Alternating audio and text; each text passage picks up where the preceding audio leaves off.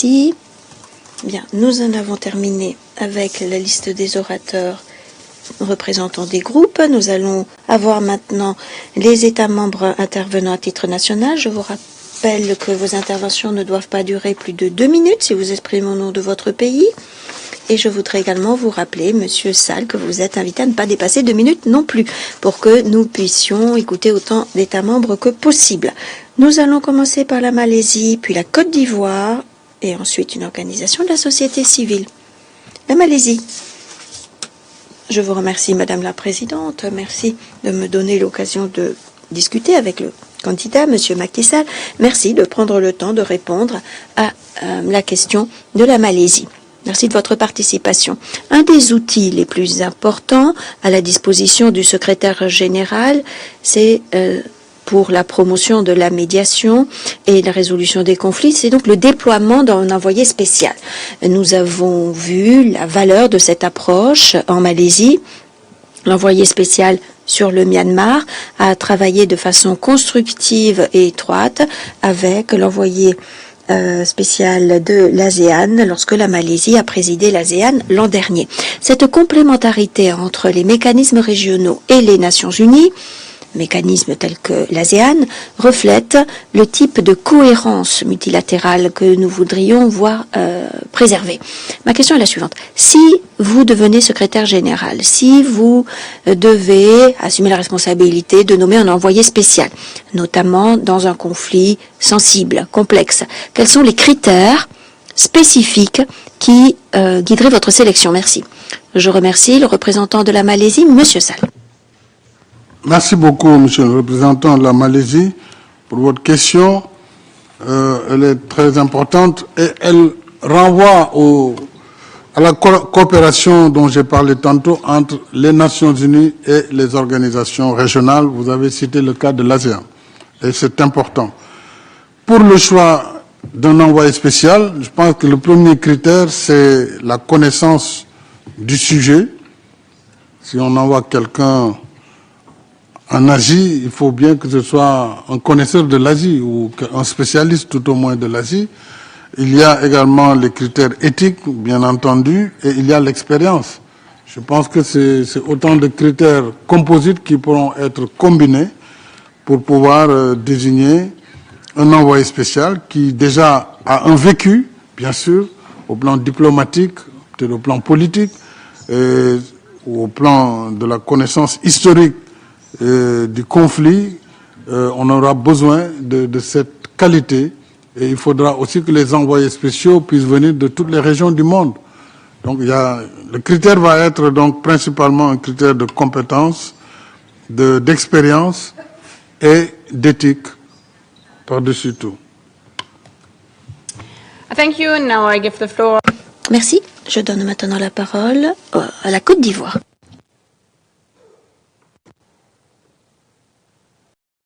Merci Madame la Présidente. Monsieur le Président Macky Sall, permettez-moi de vous exprimer, au nom de la délégation ivoirienne, nos sincères remerciements pour la vision ambitieuse et les priorités résolument tournées vers l'avenir que vous avez bien voulu partager avec nous lors de votre présentation et qui témoignent d'une connaissance approfondie des dynamiques complexes qui structurent les équilibres mondiaux actuels. Votre candidature intervient dans un contexte exigeant où notre organisation est confrontée à une conjonction de défis d'une intensité particulière, en l'occurrence la multiplication des foyers de tensions géopolitiques, les contraintes budgétaires croissantes, la crise persistante de liquidité de l'organisation, l'érosion du multilatéralisme ainsi que des interrogations récurrentes quant à l'efficacité de certains mécanismes institutionnels. Dans un tel contexte, Monsieur le Président, où l'Organisation des Nations Unies est parfois perçue comme limitée dans sa capacité d'action, face aux crises internationales, quelles réformes institutionnelles et opérationnelles concrètes proposeriez-vous afin de renforcer son efficacité, sa crédibilité et sa capacité de réponse à ces crises multidimensionnelles? Et en second point, face aux conflits majeurs qui marquent l'actualité internationale du moment, notamment en Europe de l'Est, au Proche-Orient, en Afrique en général et dans le Sahel en particulier, quelle approche nouvelle ou priorité stratégique M. Macky Sall, secrétaire général des Nations Unies, mettrait-il en œuvre pour favoriser la médiation et le règlement durable de ces crises, ainsi que la prévention d'éventuels conflits similaires? Monsieur le Président, les pays africains polluent peu, mais subissent de façon rude les effets néfastes du changement climatique. Que feriez-vous en tant que secrétaire général pour amener l'ONU à plus d'actions au profit des pays africains victimes des changements climatiques? Je vous remercie.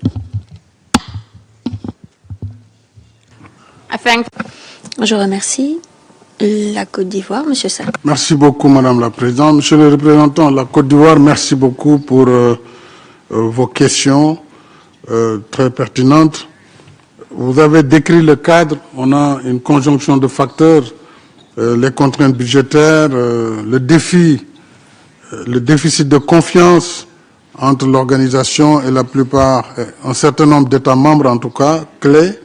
Ce qui fait qu'on le constate, l'ONU n'est pas forcément autour de la table sur ces grands dossiers. Vous avez rappelé les conflits en Europe, au Moyen-Orient. En Afrique, heureusement, l'ONU est encore très présente. Il faut renforcer cela.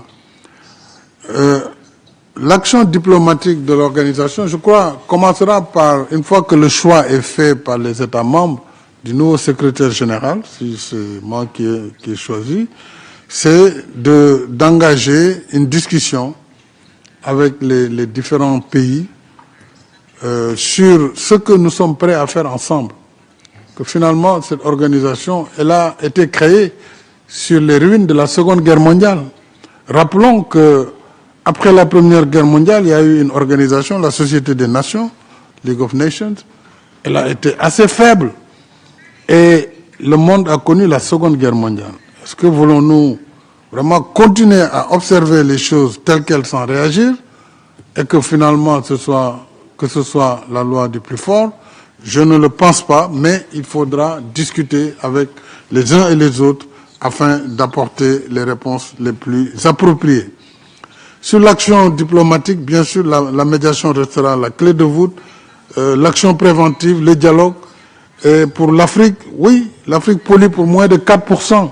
Elle subit de plein fouet les effets des changements climatiques. Donc toute l'action climatique, l'adaptation pour l'Afrique, c'est une action qu'il faut poursuivre et amener les partenaires à accompagner le continent. Je vois que c'est déjà les 2 minutes. Merci. Merci. I now give the floor. Je donne maintenant la parole à la prochaine organisation de la société civile. Vous avez la parole, Genesis for Children Organization. Ensuite, la Guinée, le Salvador. Merci. Merci, Madame la Présidente.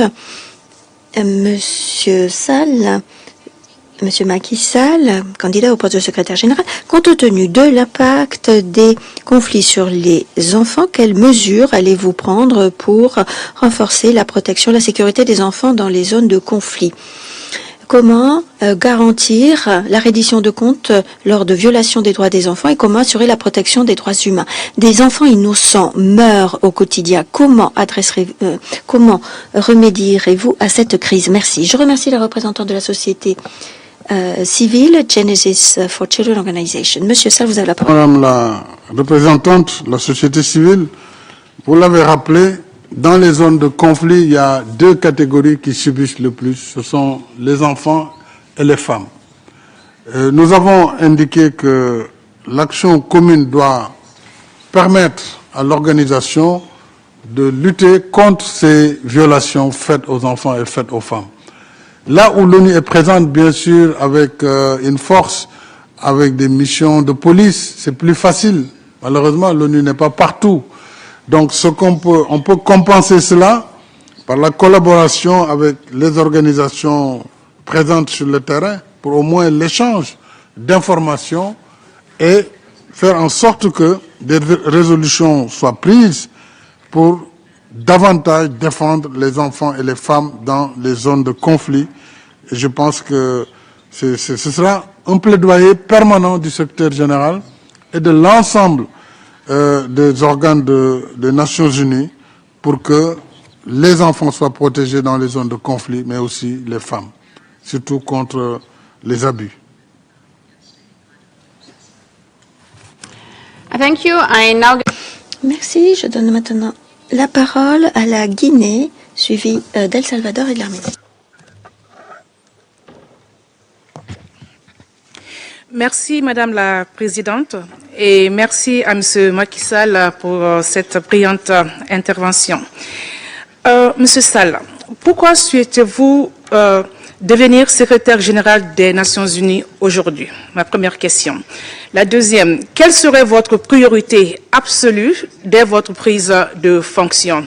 Et enfin, la dernière question, l'Afrique doit-elle obtenir un siège permanent au Conseil de sécurité avec droit de veto conformément à la position commune africaine?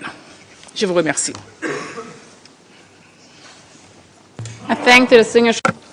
Je remercie la Guinée et je donne la parole à Monsieur Sall. Merci beaucoup. Thank you very much. Merci, Madame la représentante de la Guinée. Pourquoi je souhaite postuler pour un poste de secrétaire général de l'ONU dans ce contexte marqué par la fragmentation, marqué par les crises multiples, y compris la crise de liquidité. Je suis convaincu que mes années de travail comme serviteur public m'ont permis de côtoyer différentes forces. Au niveau local, j'ai été maire, j'ai pu arbitrer des conflits parfois très basiques entre les mototaxis et les marchands ou les taximans. Donc, prêter attention aux préoccupations des personnes, même parmi celles qui paraissent être les moins importantes. Aucune personne n'est moins importante, mais également, au fil de mes responsabilités, j'ai appris à négocier avec mes fonctions à la CEDEAO. Je suis intervenu en plein coup d'État au Burkina Faso et par la discussion et la persuasion, nous avons obtenu de la junte de remettre le pouvoir en place, ce qui a été fait. La libération du président de transition qui était là et la reprise du pouvoir par les civils. Avec le G20 étant à la tête de l'Union africaine, par la discussion avec tous les leaders, un par un, nous avons obtenu l'adhésion de l'Afrique au G20. Ce n'était pas évident au départ. C'était un vrai défi. Mais c'est par la discussion. Et je crois que cette capacité à discuter avec tout le monde, sans barrière, c'est cette capacité que je peux mettre à la disposition de l'organisation et surtout la capacité aussi de réformer et d'accompagner cette réforme. N'étant ni de droite ni de gauche, quand je dis droite et gauche, je pense à l'Est, à l'Ouest, ni du Nord ou du Sud, même si je viens du Sud. Je pense que c'est cette volonté simplement que j'ai à mettre à la disposition de l'ONU et des États membres pour faire avancer notre agenda commun. Enfin, voilà, Madame me rappelle, elle est très vigilante, les minutes. Je crois que je vais m'en arrêter là. L'Afrique mérite un poste, bien sûr, de siège permanent au niveau du Conseil de sécurité. L'Afrique a demandé 2 sièges, c'est ça la position africaine. Les autres demandent, au titre des pays, à adhérer. On a entendu tout à l'heure les représentants du G4. Et d'autres régions aussi du monde demandent à être représentées. Je crois que le débat est sur la table. Mais la décision, encore une fois, n'est pas celle du secrétaire général. Il pourra faciliter le dialogue, mais ça va être la décision des États membres. Je vous remercie. Distinguished representative of El Salvador. Je vous remercie. El Salvador, suivi de l'Arménie et de Cuba. Gracias, señora presidenta. Madame la Présidente, je vous remercie. Je remercie Monsieur Sall pour cette participation. Mes questions sont les suivantes. Si vous êtes secrétaire général, comment allez-vous équilibrer la nécessité de modernisation dans l'organisation, y compris la transformation numérique, avec la préservation de la compétence technique et des mandats institutionnels? Deuxièmement, comment envisagez-vous de préserver le rôle de l'architecture de la consolidation de la paix pour avoir une démarche plus prévisible et correspondant mieux à la prévention? Quelles sont les mesures concrètes que vous voudriez prendre pour garantir un financement durable pour la consolidation de la paix? Je vous remercie. Je remercie la représentante de El Salvador, Monsieur Sall. Je vous remercie, Madame la représentante d'El Salvador, sur la transformation numérique. Quoique le monde a connu la division, le gap numérique, on l'a appelé le gap numérique après le Y2K, l'an 2000, On a vu les progrès dans les pays en développement et vraiment le retard qui a été noté dans les pays en développement. Heureusement que maintenant avec le numérique, ce gap se résorbe plus facilement. L'intelligence artificielle va permettre aussi de résoudre ce gap, mais il faut que les États travaillent sur cette transformation numérique dans tous les secteurs de la vie, à commencer par le secteur de l'éducation, de la formation, et aussi dans la collaboration à travers une plateforme globale qui devra prendre en charge les problématiques que l'intelligence artificielle et le numérique ne manqueront pas d'apporter. François Rabelais le disait déjà dès le XVIe siècle, « Science sans conscience n'est que ruine de l'âme ». Donc les progrès technologiques nous apportent beaucoup de bien, mais s'ils ne sont pas bien traités, ces progrès sont des sources réelles de défis pour notre humanité. Il faudra continuer à travailler là-dessus.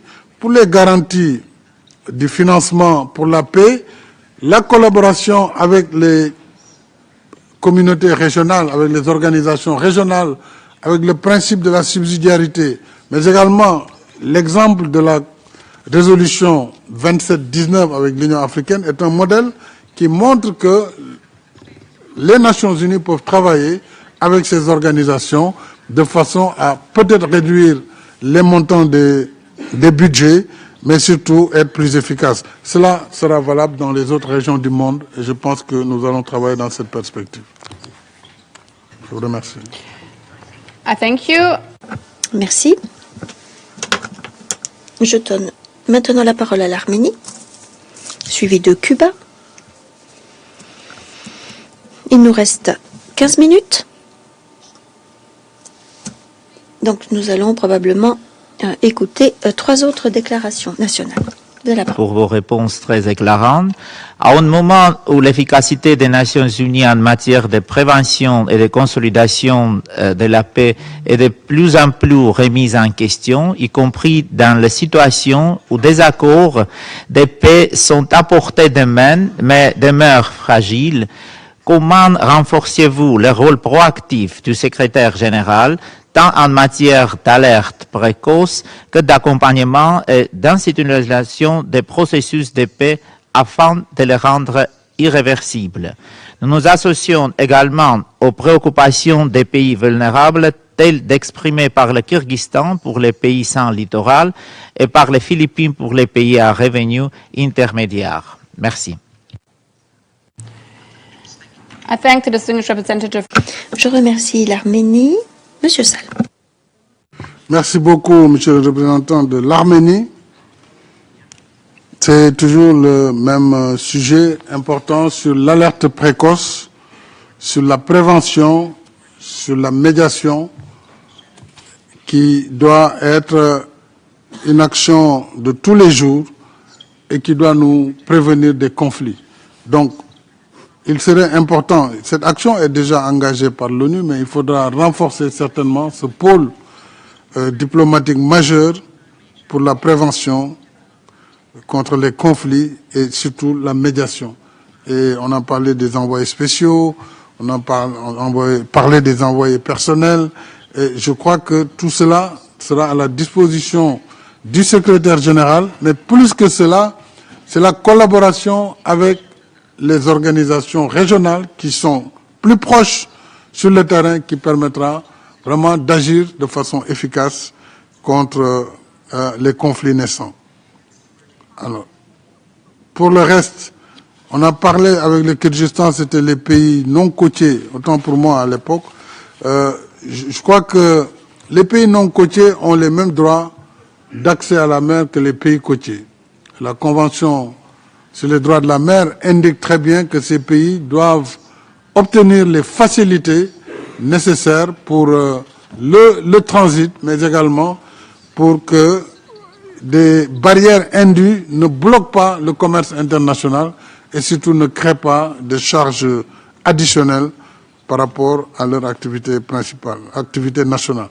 Et dans beaucoup de régions, déjà, ces pays non côtiers travaillent avec les pays côtiers dans des cadres pour l'accès à des ports, le développement de ports secs et surtout les corridors de transport pour pouvoir faciliter le transport des marchandises et des biens. Voilà ce que je voulais dire sur ça. Merci. I now give the floor to the... Merci, je donne la parole à Cuba, suivi de la Namibie et de la Fédération de Russie. Je vous remercie, Madame la Présidente, Monsieur Macky Sall. Nous reprenons à notre compte les questions posées par le mouvement des non-alignés, le G77 et la OSIS, et nous voudrions poser ces questions supplémentaires à titre national. Elles ont déjà été posées d'une certaine façon par d'autres délégations, mais nous voudrions peut-être vous permettre d'aborder certaines questions que vous n'avez pas pu développer. Face à l'escalade de conflits, face aux propos de plus en plus belliqueux, qu'est-ce que vous feriez comme secrétaire général pour promouvoir une culture de paix, de règlement pacifique des différends et du principe de non-emploi de la force? Comment est-ce que vous pensez garantir le traitement, la protection des droits humains impartial, universel, en évitant tout deux poids, deux mesures? Je vous remercie. Je remercie le représentant de Cuba, Monsieur Sall. Merci beaucoup, Monsieur le représentant de Cuba, pour votre question. Sur la protection des droits humains, je crois que j'en ai beaucoup parlé. Nous allons au besoin renforcer les moyens sur ce chapitre et éviter le double standard également. Je crois l'avoir déjà dit. Ça devrait être une conduite permanente de l'organisation. Pour le reste, nous devons être une vigie sur la protection des droits humains dans tous les pays où ces droits sont violés. Donc, c'est ce que je souhaite dire. Et pour corriger tout à l'heure, revenons sur la question, je crois, de la Côte d'Ivoire. Pour la position d'Isilweni, je rappelle que c'était la demande africaine, c'était d'avoir deux postes de membres permanents avec droit de veto et 2 postes additionnels de membres non permanents. Je ne voulais pas travestir la position africaine, je voulais juste la rappeler. Donc, ce qui montre que voilà, le sujet est sur la table.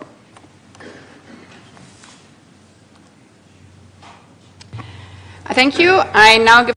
Merci, je donne maintenant